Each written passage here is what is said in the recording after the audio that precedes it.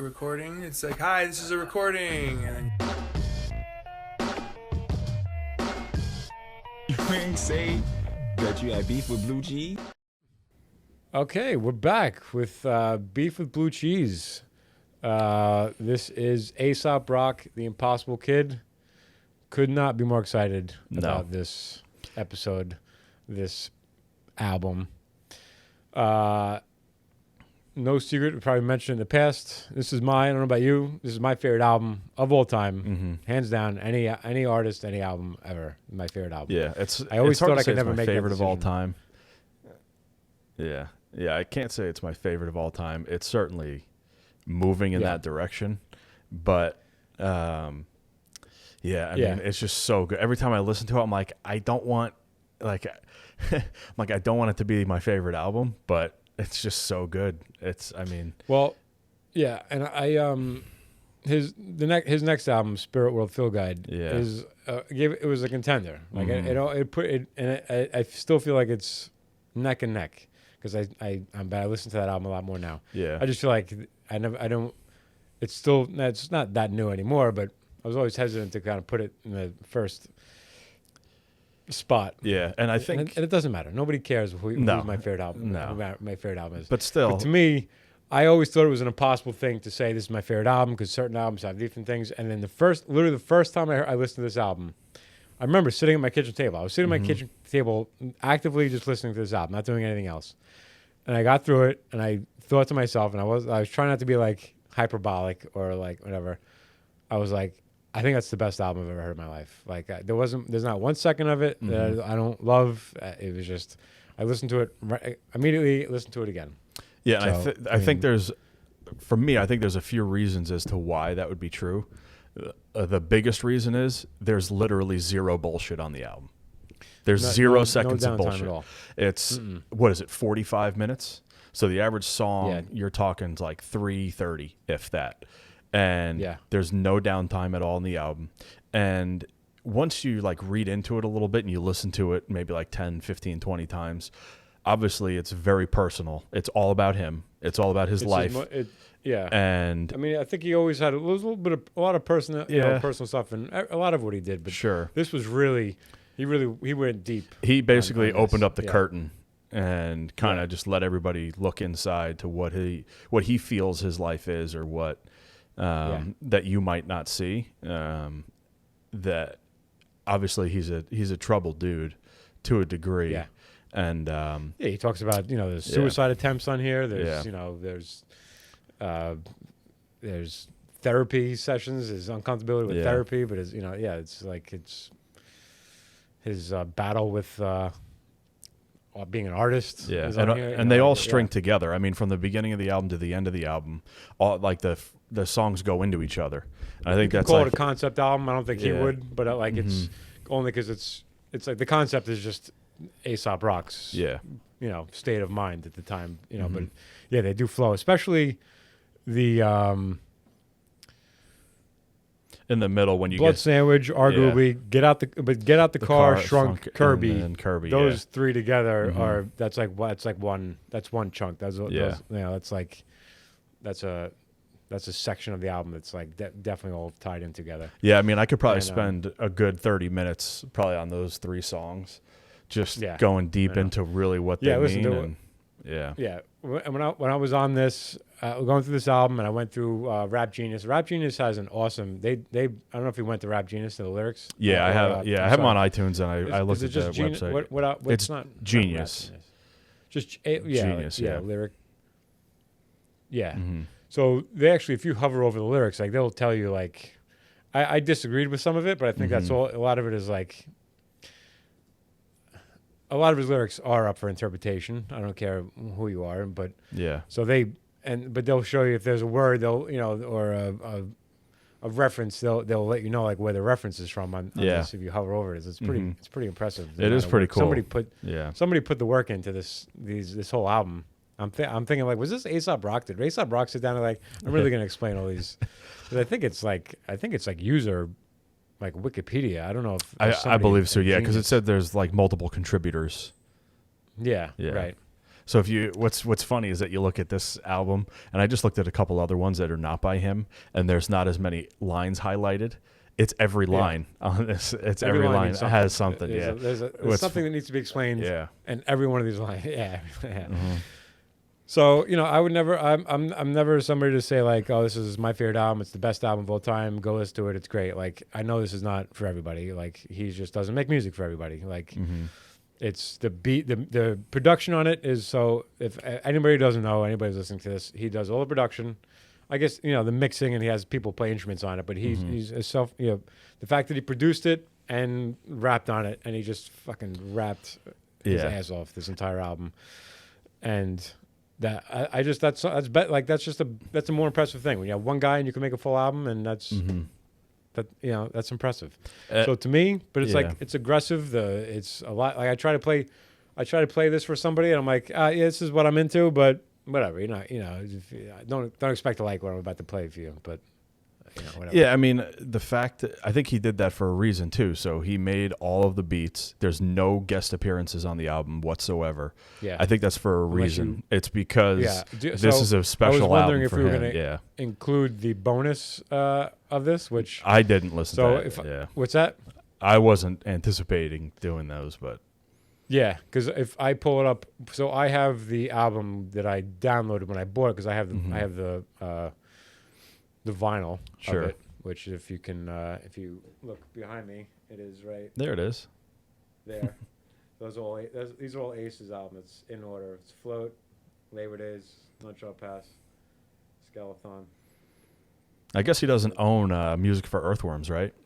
So he doesn't. I don't think he owns that. So he can't ever put that out. He doesn't own the music to it? No, I don't think so. Who would own that? No clue.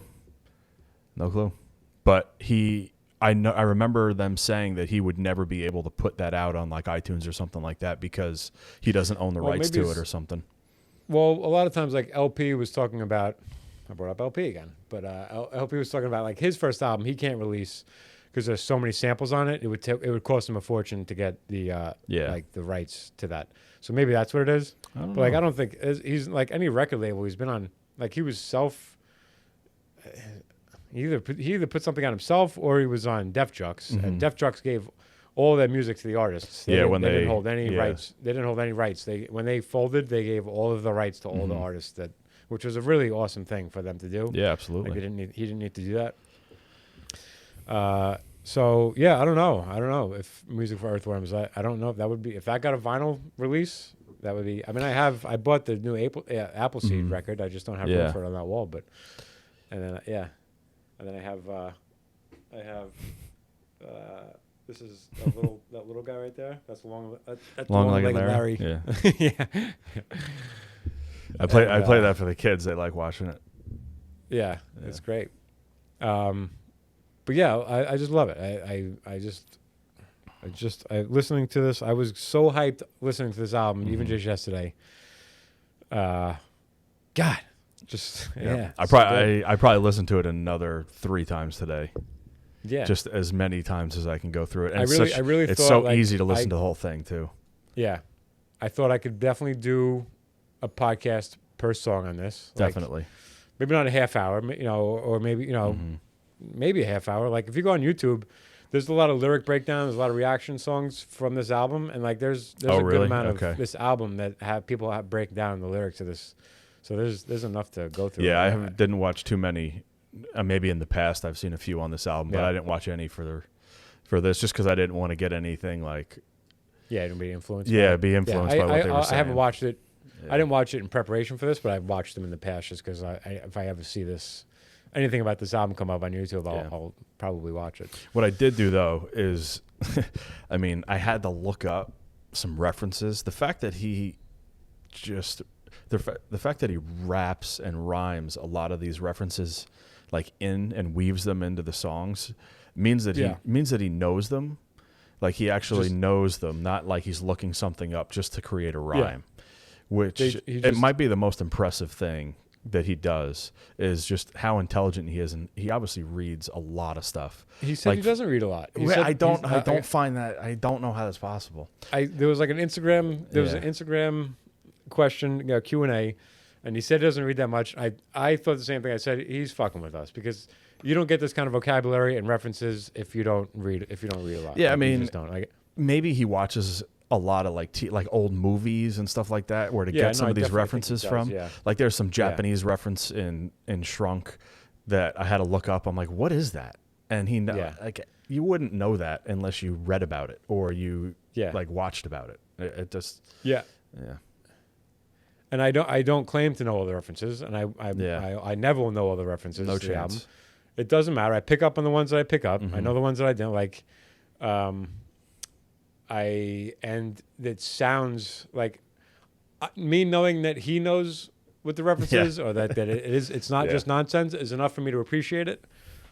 And it sounds good. Like it sounds good. Like whatever he's saying sounds good to me. So that's all. That's like. But like I didn't know like the Kessel Run, on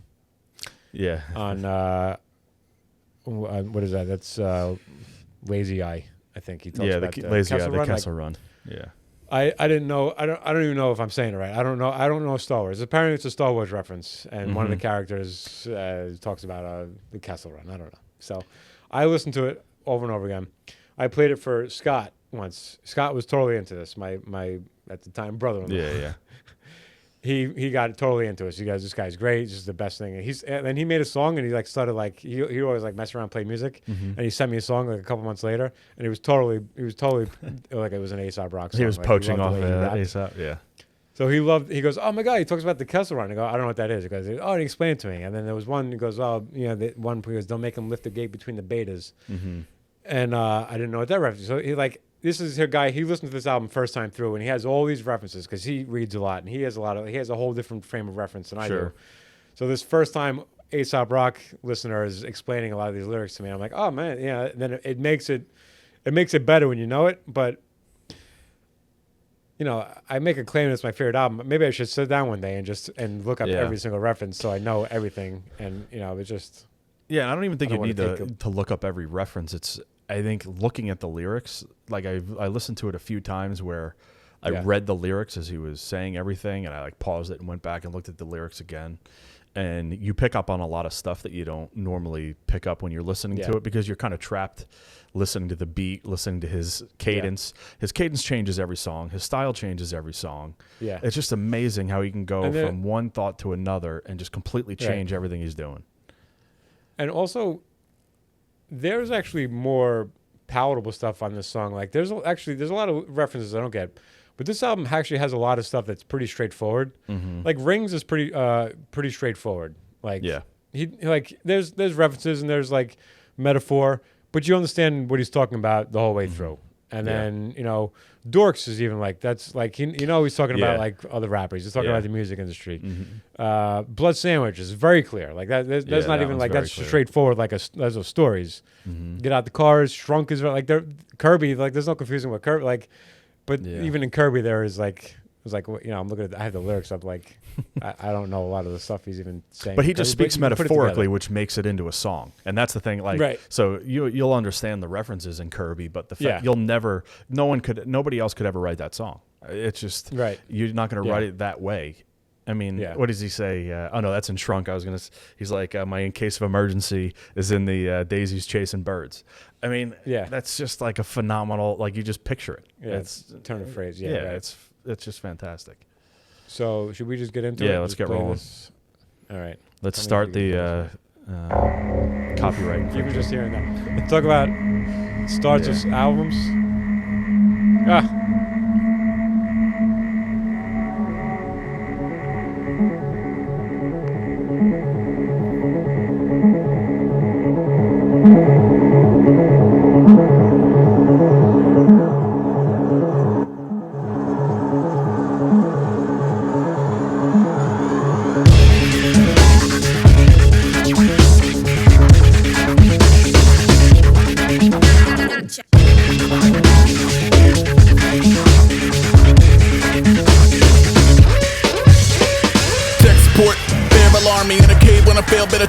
Forming four corners of paranormal, get Going for a thermos and parathermals in the warehouse air. Where's Dairy Curdle? St. Vincent de Paul trying to square the circle. Circle the source of his power. Foresight born at the corner of Howard on sale. Cherry pick blue in the pail. It's a blue nose chew in his tail. Losing his. I'm gonna listen to the whole guy. Yeah, we're gonna have to be very just careful that we don't just play the whole song. Yeah, I could play any part of that song, but I love to hear the beginning of these albums, and that's just one that when that starts up, I just know I'm gonna listen to this whole album straight through. Yeah, you know. Yeah, I had to look up that St. Vincent de Paul. I thought I knew about that guy. I was not what I thought it was, but basically he was like a guy that he helped out like homeless people, and he tried to. It was like a branch of Christianity that like helped people like through charity work to like do it like he was doing the Lord's work. So I'm just like picturing him talking about those, like the streets that he's living in, like that guy trying to like help the homeless people out because it's just so rampant throughout, I guess it's San Francisco or wherever he's living now, or when he wrote the song. Yeah. But just like some references like that, like who knows that dude? I mean, who knows that? That's just crazy. Yeah. So this is these opening lyrics are very familiar to me because when I told you I was trying to learn how to like use the iPad and draw on the iPad and do the lettering and all that. So I decided for practice I was going to start just writing out the lyrics to this whole album, and I didn't make it. I made it halfway through the song, not even halfway through the song. But so I have drawn the lyrics of this album, these opening things. So it's funny to tech support for. I made images and I started an Instagram page and then I gave up on it because it was a lot of work. But even writing them, I was like, I'm spending the time. I spent hours sometimes writing a line of this thing, and I still didn't know what it 100% what it meant. Yeah. But the beat to that, like that's an all-time great opening. Getting you excited about a beat starts off like kind of slow, low, builds, and then just hits.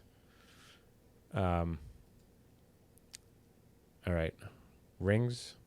We didn't really talk about like when this album came out and all that. I don't know if we cared to. So this was it April 29th, 2016? Yeah. 2016, yeah.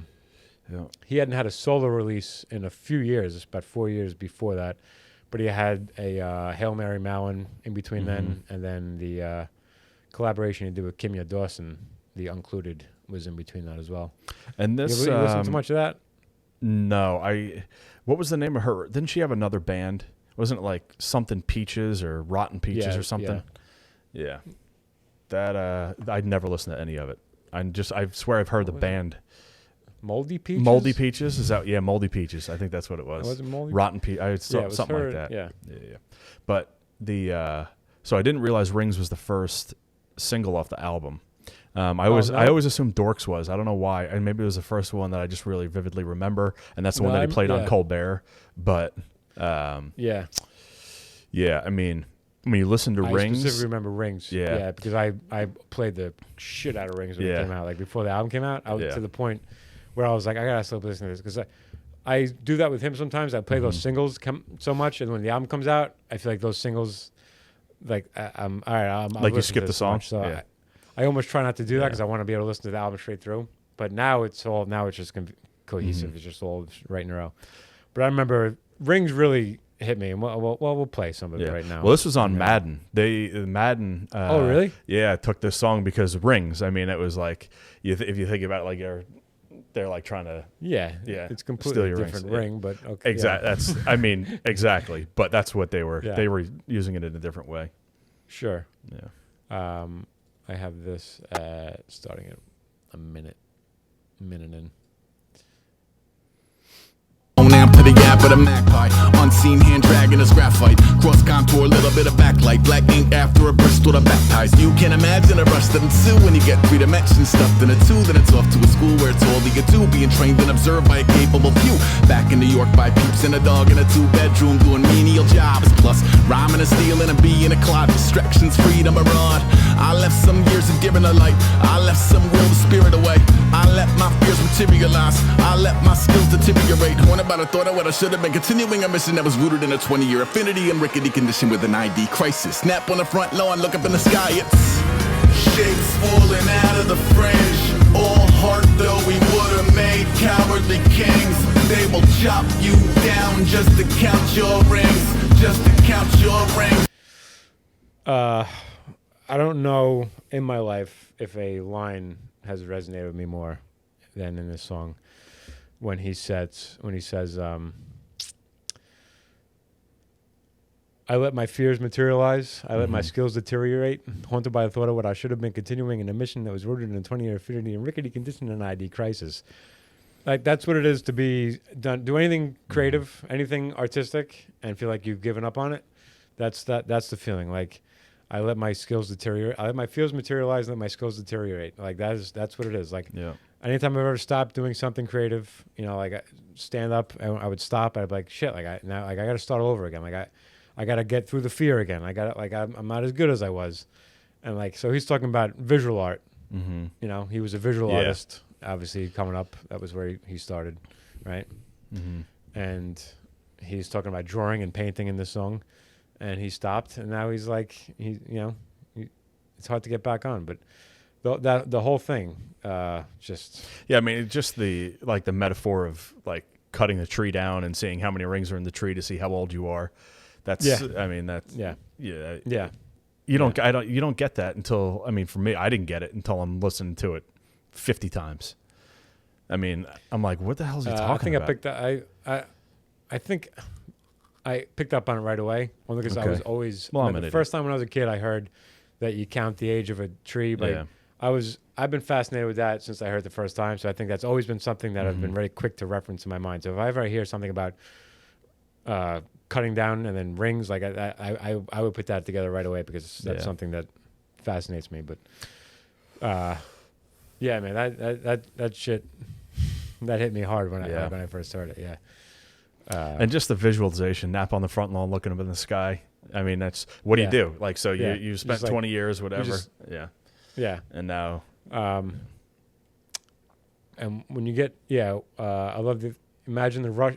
You can imagine the rush that ensues when you get 3 dimensions stuffed into 2. I love that too. Like that's what when you're drawing, that's what you're doing. You know? And when I used to draw, so like I know what it's like when you can like visualize something and you stuff it into 2 dimensions. It's like shit. Like I look at that. Like I made I made that into this. Like that's good. And this is a terrible timing of my. I'm looking for the next one is about. I used to paint. Hard to admit that I used to paint. So where is the line? This is a podcast is gonna be 2 hours because he says something about add a little bit of shit.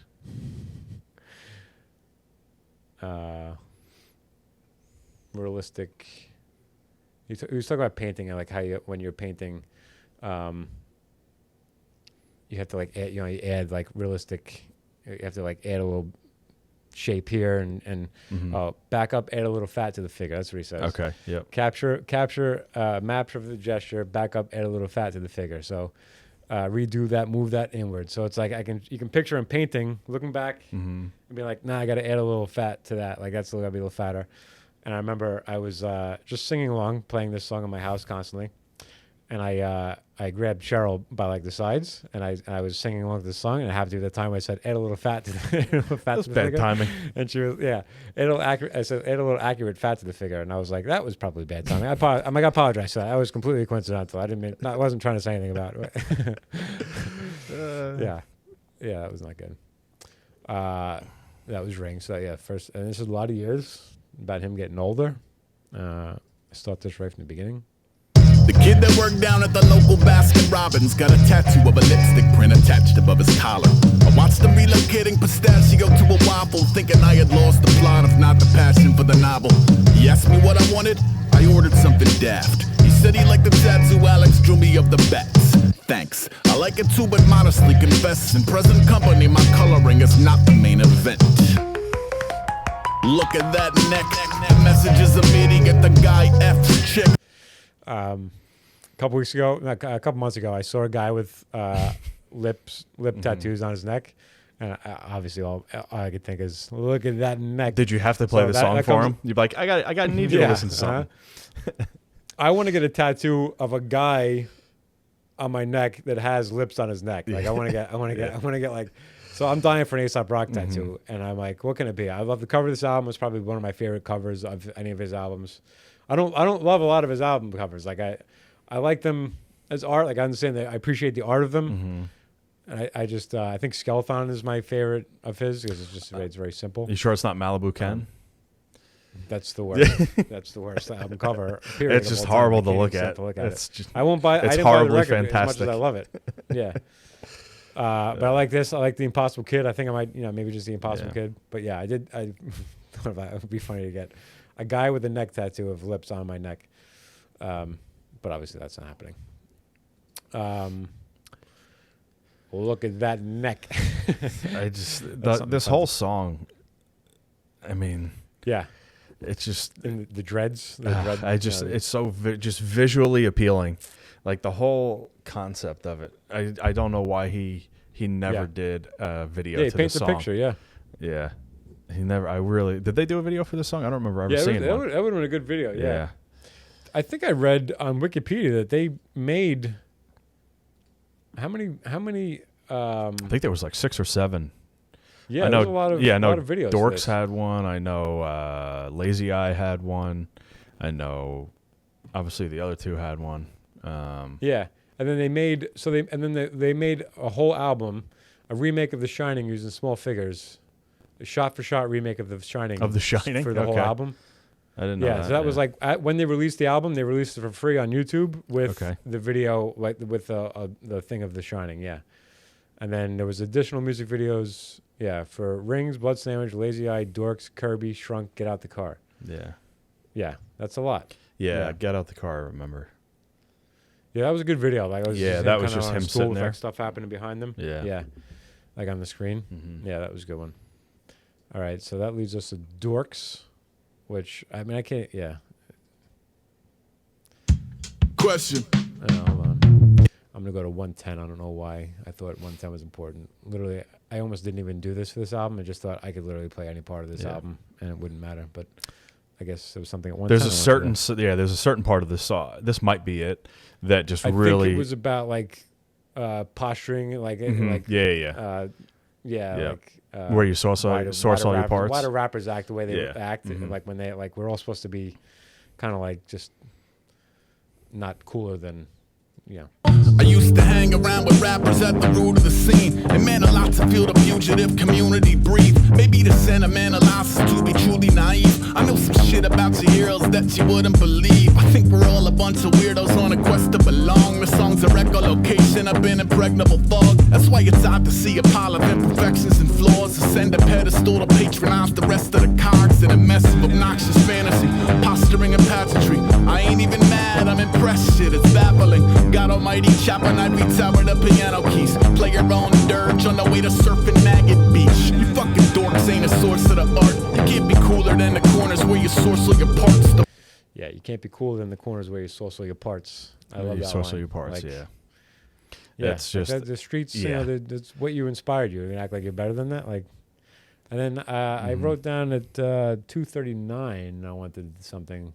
So let's see what this is. I wanted to play. That's 2:29. I'm not wearing my glasses.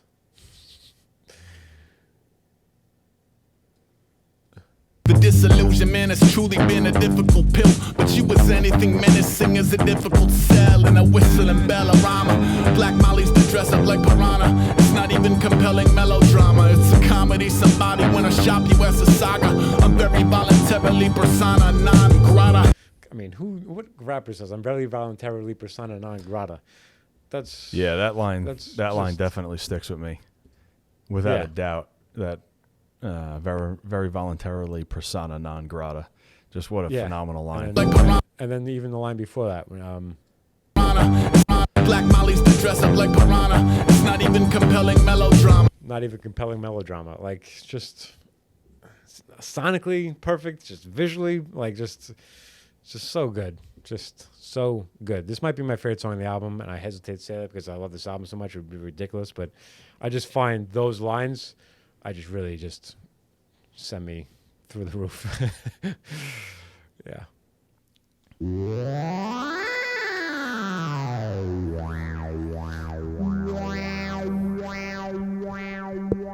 Hey, warm cider, barn full of spiders, orange moon, starry night, particle exciters, in a pageant rivaled only by the origin of fire. Now add an organism from alternative environs, a dozen pair of cartoon eyes in the thicket to see a neophyte get sliced in a ribbon. I'm here to pick lights off each other and assimilate. Duck a suit, troubleshoot as moody user interface. True and sucker proof, who to fully disengage. Floaters only vanishing point away from the picture plane. Go to where the radio trails off and people catch rabies on the way to their mailbox under a sideways rain, cornering the briar, still pull up. I don't know. I can't just keep letting. There's no good stopping point. Yeah. I gotta listen to that whole thing. I want to hear when he says. I like when he says "nap in a hole in a tree." I like that cadence. When he says that. Cat leaving voles at my feet. Yeah. Yeah. So good. Warm cider, barn full of spiders, orange moon, starry night, particle exciters. I like the term particle exciters. Even that just excites me. Yeah. So he's like he's out in the woods somewhere, chilling. Now, does he think he has rabies? Like he thinks like there's something wrong with him. He has rabies, or there's some deeper meaning to it. You think? I don't know. Yeah, I don't know. I'm sure you. Now, have you read up on what everybody thinks or what you think "Impossible Kid" means? Like the album title. Like is he just was he called like an impossible kid by his parents or something? Yeah, I think it was. Yeah.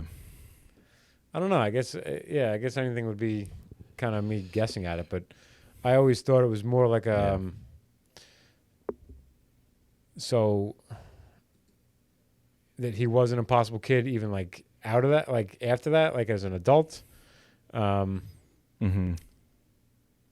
Because when just Camuto died, I think he kind of his life kind of took a turn for the worst.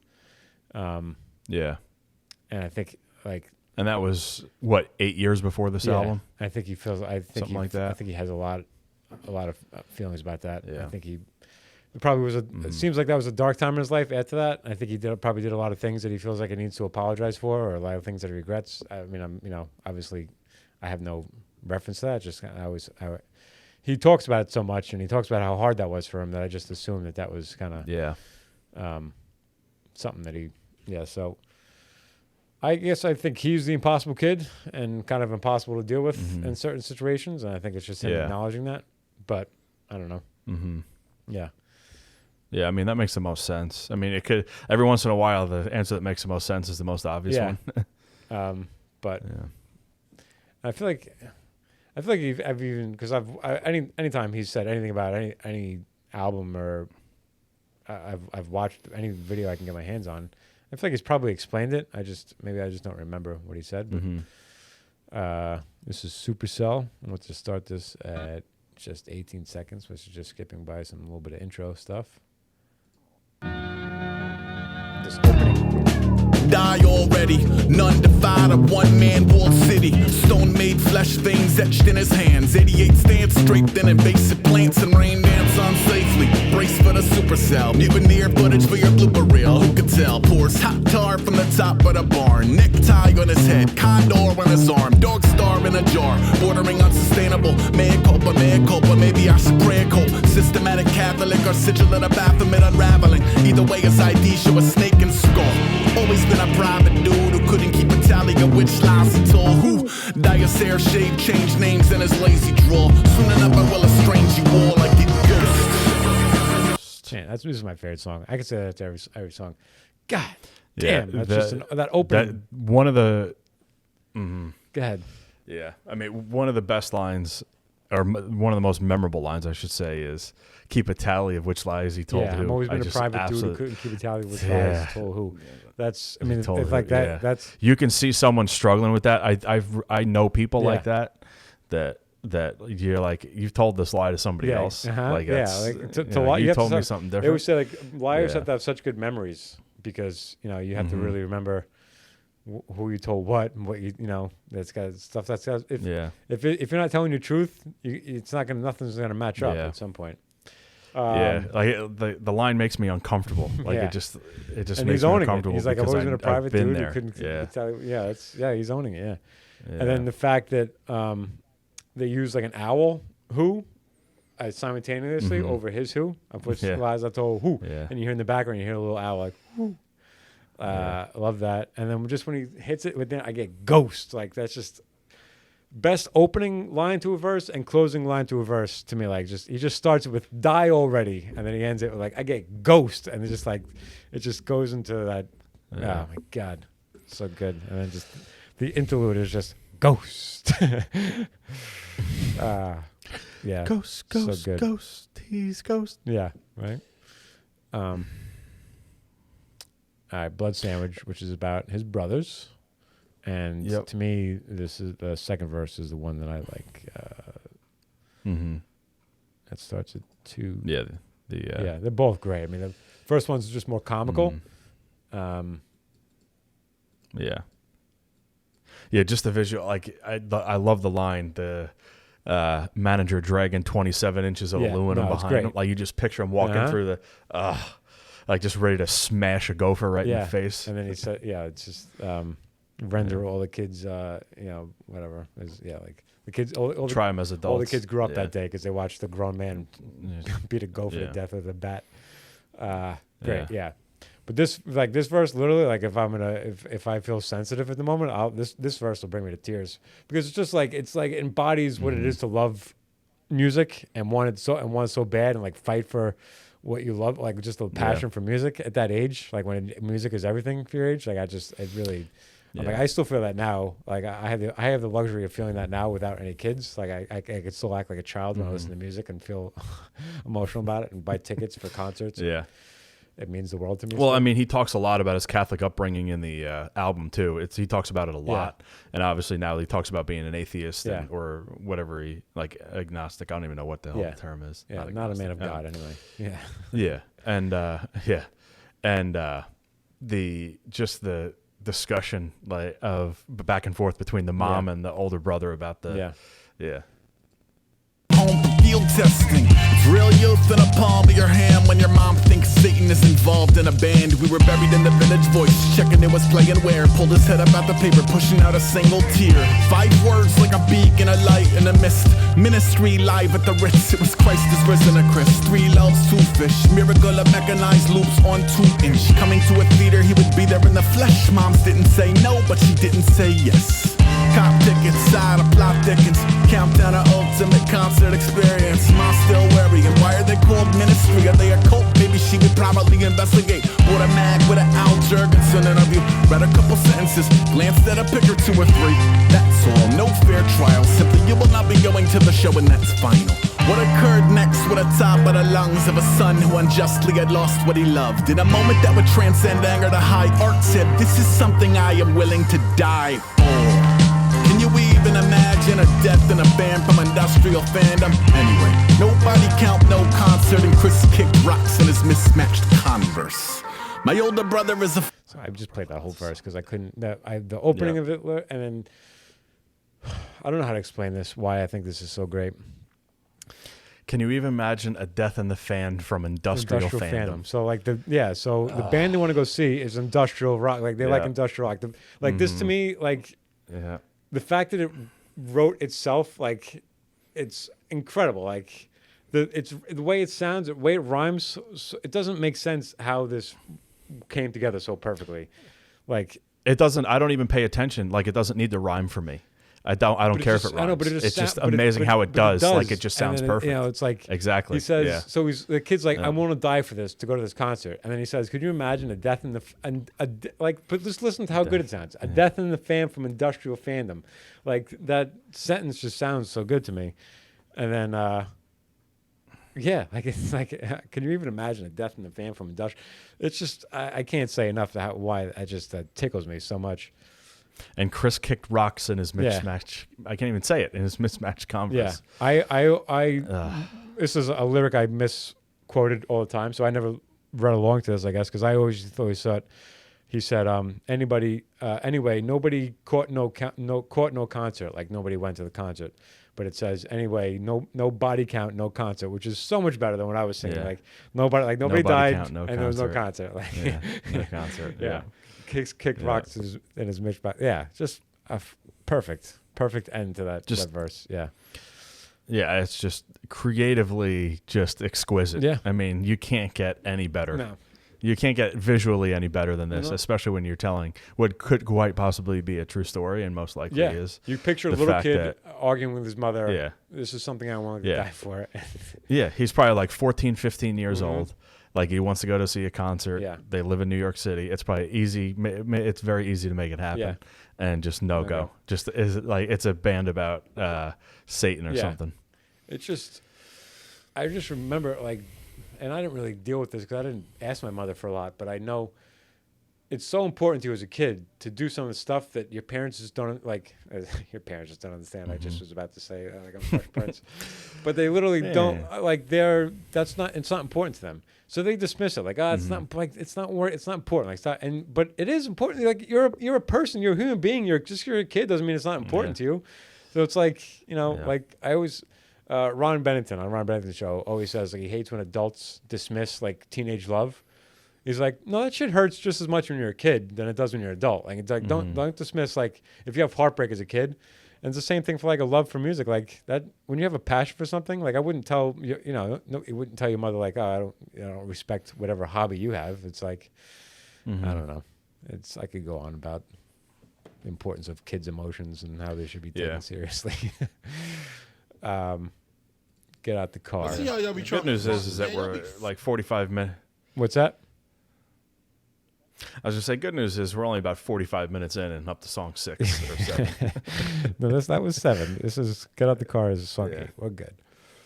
I want to start at 27 because I like this to me. Like I love this song really, but I wanted to play. I like the way his the beat comes in on this part of the song. Blaming a whole new page on a made-up chain reaction. Each claim individual peaks and pockets. Pains in a slip of unique nuances. Nah, I mean, when you wake up 8 years non-responsive, it's a lot to process. Gone from a happier jack in the box to a package of clogged up chakras. Oh, shot spot, nothing ever after. We wanted from the once upon a time. ... Once upon a time, he was so much more than a punchline for his own pot shots. Watch the impossible kid. Everything that he touched turns promptly to shit. If I zoom on out, I can finally admit it's all been a blur since Moo got sick.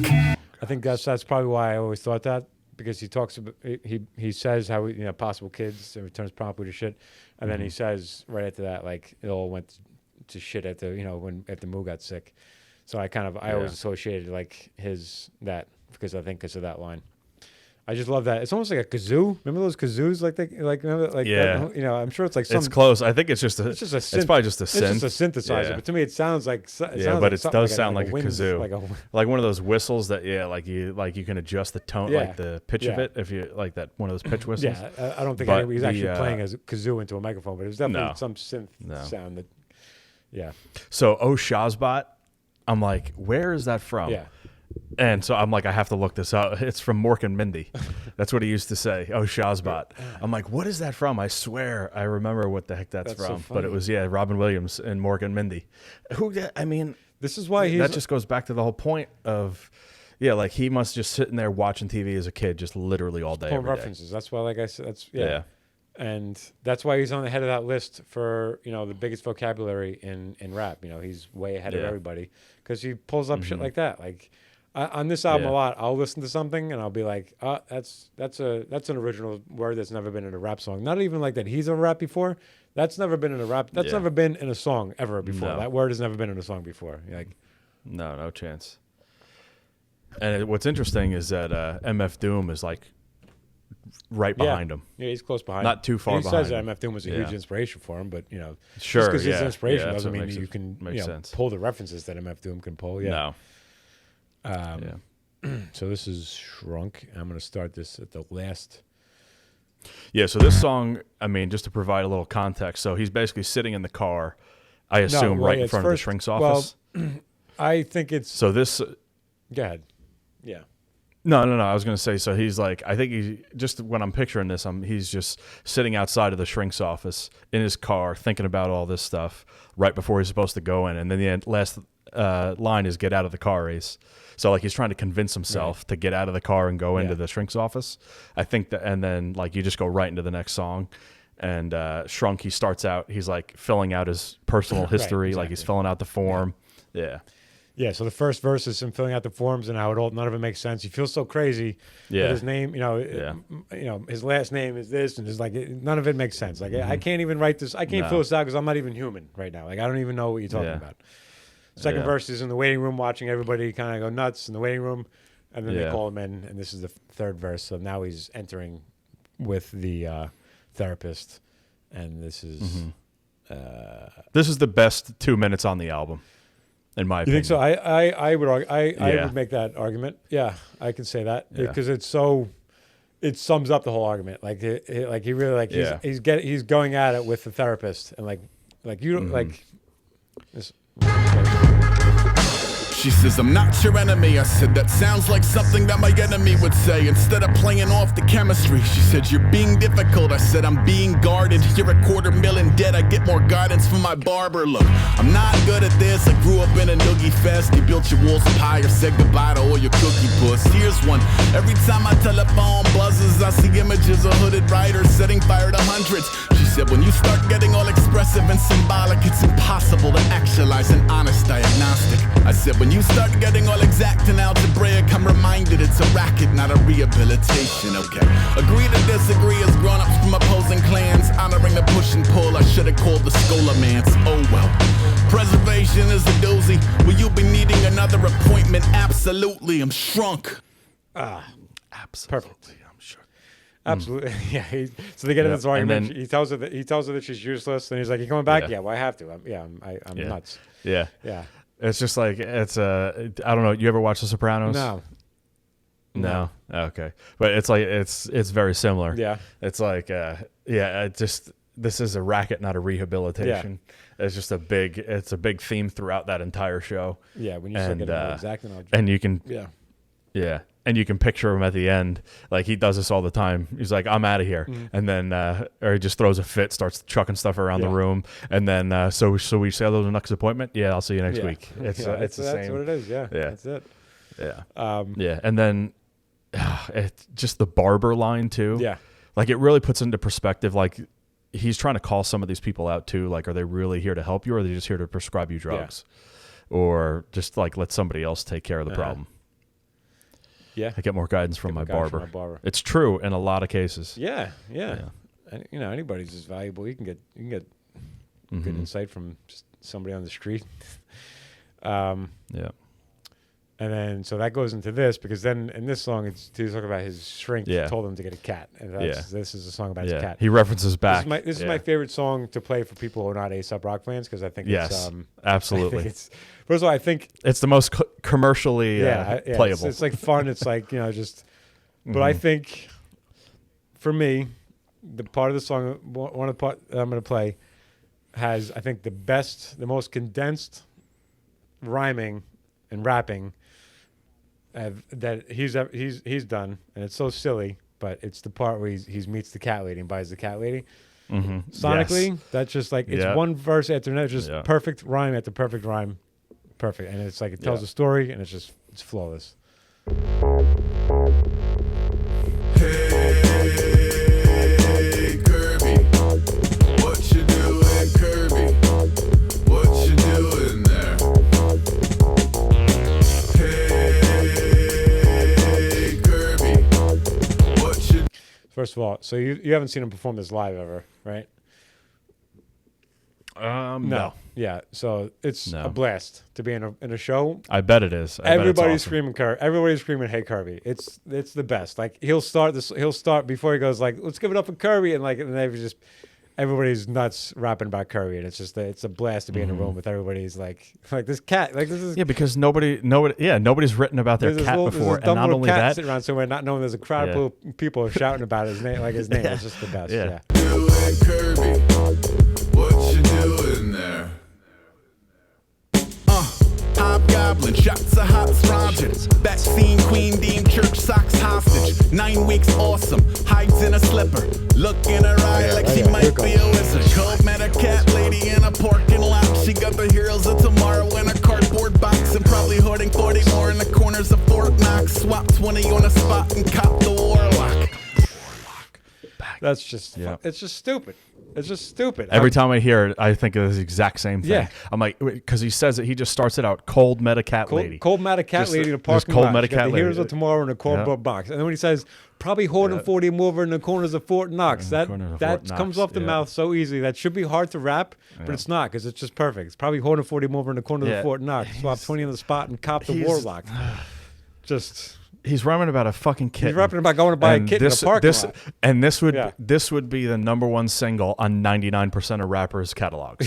This would be their best song. Like, he's rapping about a goddamn kitten. This is a throwaway. Like, this is just for him. This is just for fun. And it's still just elite. So, I mean, it's not much more you can say about that.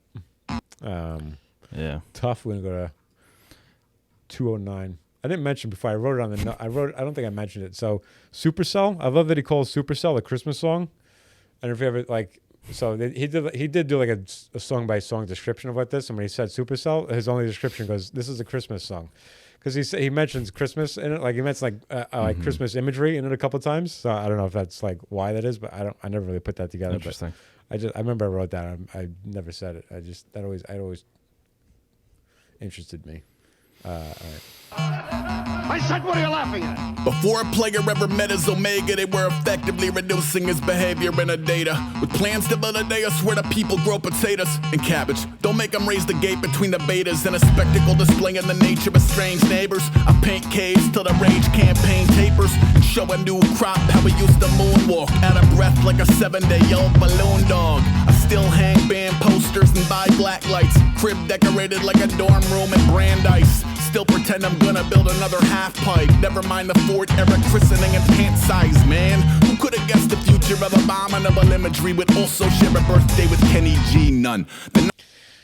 Yeah, he says, I'm still telling myself, he's trying to tell himself he's gonna build a half pipe.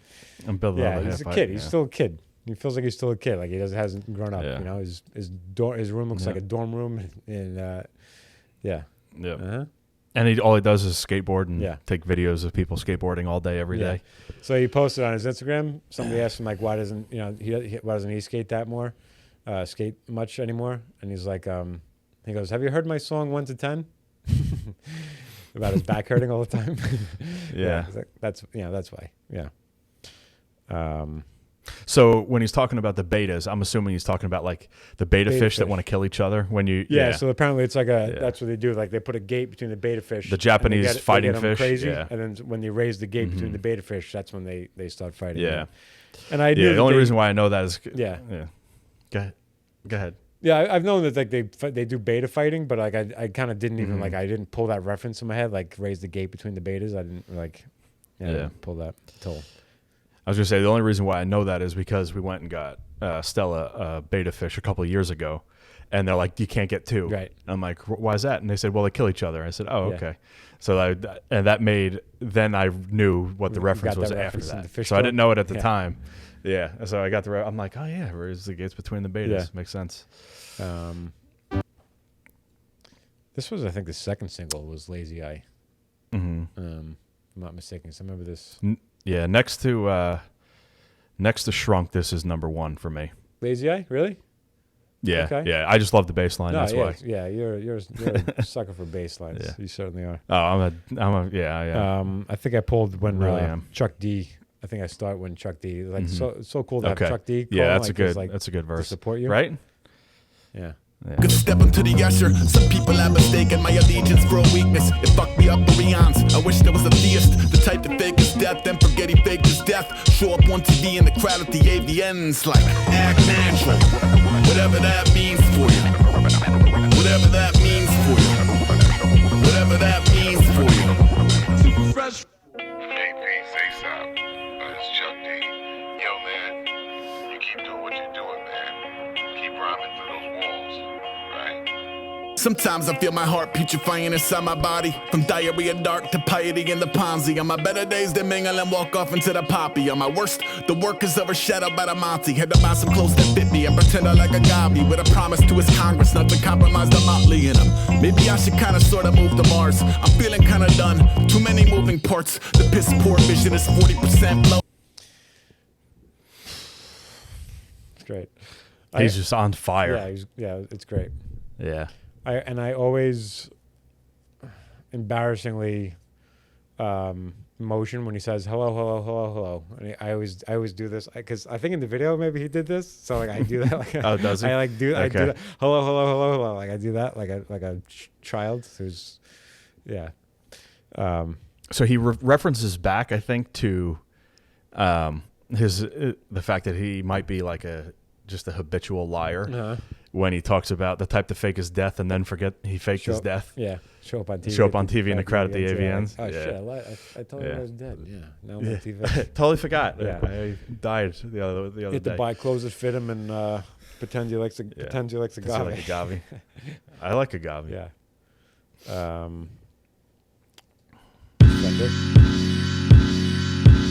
Alex up the street called, said he saw a bobcat. Keep the pets inside, notify your contacts. New Salem, brave new voodoo. Wave a witch hammer in a haven for the woo-woo. A paper china dinner, mostly picking at my stitches.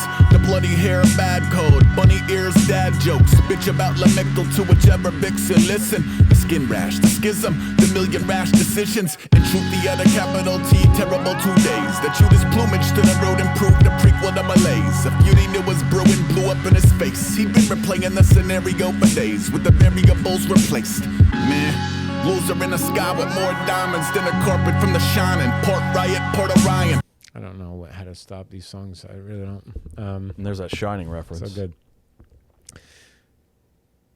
Yeah. That's right. Water Tower. So another project that I started based on this album was. So I was taking photos every day for a year, and I didn't make it through the year. I failed at that. But while I was doing that, I was also taking a ton of photos of water towers. I have probably 100 pictures of water towers throughout Long Island from different angles on different days, and I've always loved the way water towers look. They just, to me, look like suburbia, like it's just even like some cities have big water towers in the middle of the city, and those are usually even more interesting. It's just like a big landmark. Yeah, I've just always found them fascinating, and I was gonna compile them, and I was gonna like Photoshop no rules on all of them, and like put a video together of like no rules on all the water towers, and that proved to be too much of a undertaking, so I didn't do that. That's a lot of work. It would have been pretty sweet. Yeah, I still have all the photos, and maybe if I get some free time, I'll sit down and do that. But yeah, this next, just where am I going to start this? Water Towers at 122. Yeah. I told my ex in 97 I was falling on my weapon, ripped the phone about the wall. The poet dragged me from my bedroom, an embarrassing ordeal involving hospitals and questions, and the kind of doctors who use words like cognitive and spectrum while explaining why you're selfish to romanticize a ruse and watch unruly roots pull you that Lucifer by your shoes. I mean, it isn't perfect, but don't misconstrue the purpose. Any urge is indiscernible from community service to the kiddo. Plus you make a God damn, like any urge is indiscernible from community service. He's saying like if I kill myself, it's for everybody's good. Like everybody benefits if I kill myself. It's just, have you ever heard like a more beautiful description of somebody who's tried to kill themselves? Like, I guess he was dating a girl at the time who tried to save his life, and oh really? That's what he says. Like the poet tried to like he's. Yeah, I mean, I don't know. Let me go back. Let's listen to it again because I feel like this is. Well, I mean, he talks about. I mean, I think I've read a couple places where people think that he might have like, man, what is the What's the one where you have a hard time like making friends and going out in public? No, I'm just putting a goddamn anchor on this thing. Yeah, whatever. Yeah, whatever. Well, if you're like a like on the spectrum, what I forget. I'm just absolutely completely drawing a blank. I know exactly what it is. No, I know exactly what it is, and but I'm just completely blanking on the term. Like a autistic, like a. Yeah, but there's a version of it that is like obviously very high Asperger's? functioning, but the Asperger's, yeah, Asperger's, Okay. yeah. So I've read a lot of places where people think that he has that, and it would make a lot of sense, because of a lot of the things that he says. Yeah. Like in Dorks, I mean, he doesn't want to be part of the group. He wants to be the guy over there. And there's a lot of songs on Labor Days, I think that kind of is pretty clear in. But there's different versions. Now that I just wasted a minute. If he is, he's definitely high functioning. Sure, yeah. So, yeah. I always look at all that stuff like it's almost to me seems like evolution. Because those people sometimes are just really good at one thing or a few things, or like they don't have the social things, but like you don't really need the social things to function. And like they find something they love and they put all their work into it. And it's like you don't have a broad understanding of everything, but you have your focuses, and like you can get a lot more done in those focuses when that's all you care about. And so it's like. It's not necessarily a bad thing. It's just we're not used to it. Yeah, there's a lot of people that have written about that, how they think it's not like not such a bad thing. It's like it's a form of evolution, and that's why nowadays it's so much more prevalent than it used to be 100 years ago, because we're evolving. The human is evolving. Yeah, eventually everyone's going to have a different form of autism and Asperger's, where everybody has their thing. If it's like, okay, whatever it's defined as at that you're point. In this lane, you're in this lane. Yeah. Yeah. Right. I'm going to play that again, though, because I really think that's... Can't do a motherfucker. I told my ex in 97 I was falling on my weapon. Yeah, so I told my ex in 97 I was falling on my weapon. So to me, it's like, he called up his girl, and he's like, I'm going to kill myself, so... The phone about the wall, the poet dragged me from my bedroom, an embarrassing ordeal. So, like, and then he ripped the phone out. She came over and ripped him out of the bedroom. That's what I'm going to do. Involving hospitals and questions and the kind of doctors who use words like cognitive and spectrum while explaining why you're selfish to romanticize a ruse and what your woolly roots pull you that little... I'm going to the lyrics on that because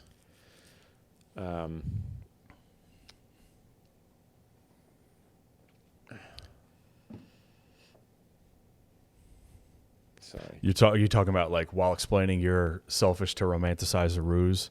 Yeah. Starting there. While explaining why you're selfish to romanticize a ruse in which unruly roots pull you to Lucifer by the shoes. Nobody says stuff like that. Like you're saying how like I was thinking about how like he's saying he thinks it's cool that he's going to be on the ground and like the roots are going to just like he's going to become one with the earth. The earth is going to eat him up after a while. He's going to be dead, and then he's going to hell because he's going to see Lucifer. He says so much in that one line so poetically. It's fucking perfect. Like I don't know. By your shoes, I mean, it isn't perfect, but don't misconstrue the purpose. Any urge is indiscernible from community service to the kiddo. Plus, you make a beautiful widow, but that's an altruistic ticket to a room with no window. Wasn't he married? I don't think so. No. Was it like? I thought he was married for like a little bit. I don't know. I can't speak to that for sure. But I didn't know if that was part of this. No, I think just ex-girlfriend. Yeah, that's just he just described that like perfect to me. I don't know. It's impressive. Yeah, that line, the roots pull you to Lucifer by your shoes. Right? I mean, that's a dark line. It's a dark line. And he says like he romanticized it. Like just honestly. He says it in a way where you're like, "Oh, wow, that's not like you just gloss over it." Right. Like it's easy to miss. Yeah. And you don't realize that this dude is just like trapped inside his own head. Yeah. And he's struggling big time. Yeah. I mean, what's going to happen when his cat dies? Like I'm going to be very nervous for what that day is going to look like. Yeah. Hopefully he's like got another album coming out, and he has something going on. Yeah. I think he's working on another album right now. Like he's definitely working on something. I'm not surprised at all. Yeah, no, he keeps posting on Instagram. Like he'll post like a beat with like a rhyme over it, but you know, I never know if it's like just a feature or. But he's doing something with Blockhead. Blame it on Blockhead. They got something going on. Mm-hmm. You go from this to Spirit World Field Guide, which is just another masterpiece. Yeah, and then you're like, so what's next? I don't know. I'm like, how does it get better? Like, is it equally as good in a different way? Like. And even the stuff in between that, you know, Malibu Kid, different, but they're like great, and the Hail Mary Mountain stuff, great. Like he hasn't put out anything bad to me ever, like literally ever, and it just keeps getting better. Like, you know, an argument can be made this, you know, better than the last one, but it's not enough to concern yourself for the next album. Like I have no reason why I have complete trust that the next album is going to be. Great. So he's one of those people where you can, like, you know, a lot of bands, like I can use Incubus as an example where I really like, they're one of my favorite bands of all time. I still listen to a lot of their stuff. When their new stuff comes out, I'll listen to it. Very good chance I probably won't like it a lot, and I'll always go back and listen to their other stuff. But he's capable of keeping his old fans and making new ones at the same time, and being able to keep the old fans for the new stuff because it doesn't matter that it's different. Yeah. Like a lot of times with bands, you're like, oh, this album sucks, or like, they changed. He changed. Yeah. It evolves. You know what I'm saying? With time. He's not stuck in the early 90s making the same underground rap music he was making. Yeah. His stuff sounds like it's very like the production is super current, like it's heavy. You know, it's monster music, as he said once on a live show. You know, I make some monster music. Like that's what some of the beats sound like. And I know that there are people like I'm in that Aesop Rock fan group on Facebook, and some people say like, oh, his early stuff is better, and it's like, all right, whatever. Like that's what you need to feel like. Maybe that speaks more to your life, that you were in a position in your life you liked better.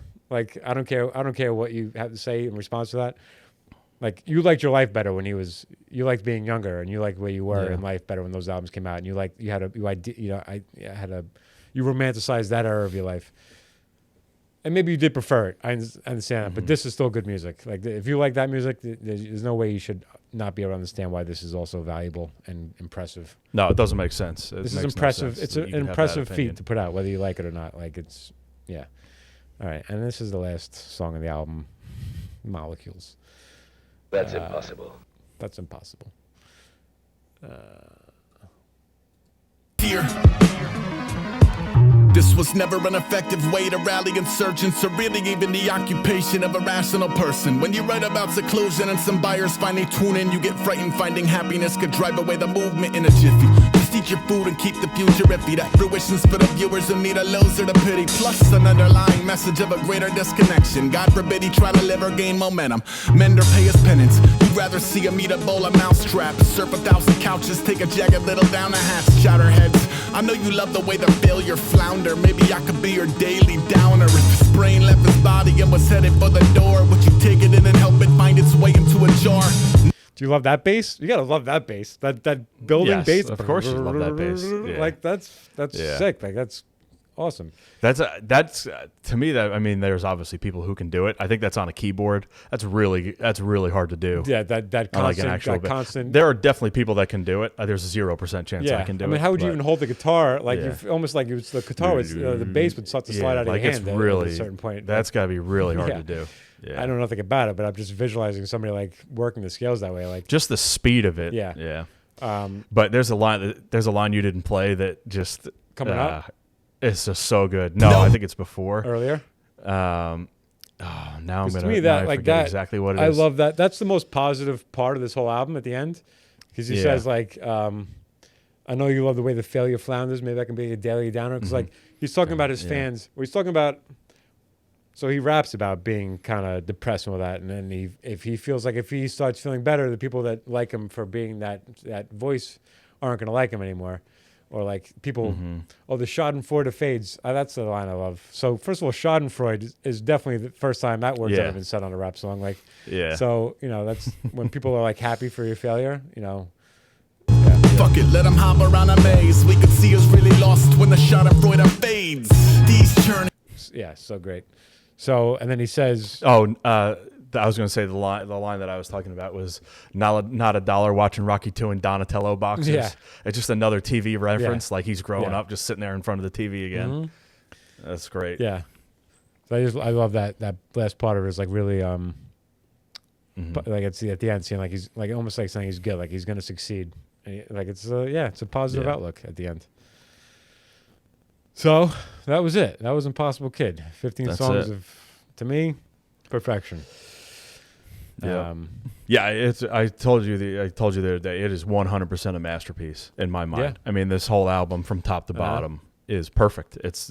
And there's a lot of reviews that don't agree. Like I have never seen a review that says that. You know, I've seen 8 out of 10, and there's like all these other reviews. Yeah. I don't give a fuck.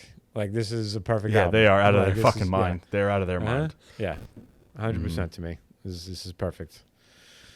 Well, that was fun. Yeah, there's a couple albums that I can say that are like perfect albums to me. I mean, Lucy Ford comes to mind, where it's something that most of the songs are pretty short. Yeah.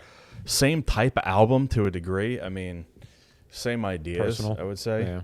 Yeah. But there are very few albums that I can just say it's 50 minutes of just pure perfection. I don't have to worry about it. It just doesn't exist. There's not a second of this album that I don't look forward to. It's And I always pick up on something new, and like I like wait for like certain parts, but there aren't like I don't need to skip ahead. No, there's no you spend those times like enjoying the part, but being like, this part's coming up. I can't wait for this one part. But you're not doesn't take away from what you're listening to at the moment. You just I just wish I was smarter so I could understand it more and I could verbally. It's not even smarter. It's just like a matter of reference. Talk about it.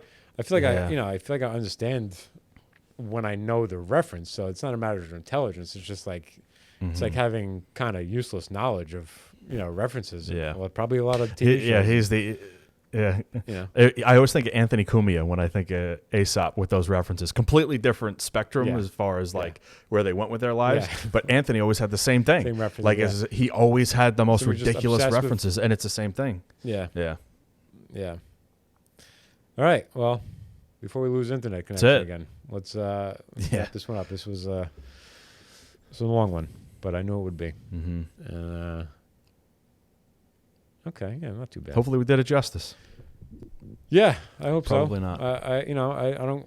It's nobody can take away how I feel about this album. So any negative reviews of this conversation about this podcast, I also don't give a fuck about because it's like, you know what I mean. Like I literally don't care what anybody has to say about this album. It's to me, it's We had a rush to get it done in an hour and 25 minutes. Yeah. So I had to stop. I had to stop myself from just going line by line on some of these. So. All right. Well, thanks for watching this much of it, and we'll see you whenever the hell we get to do one of these again.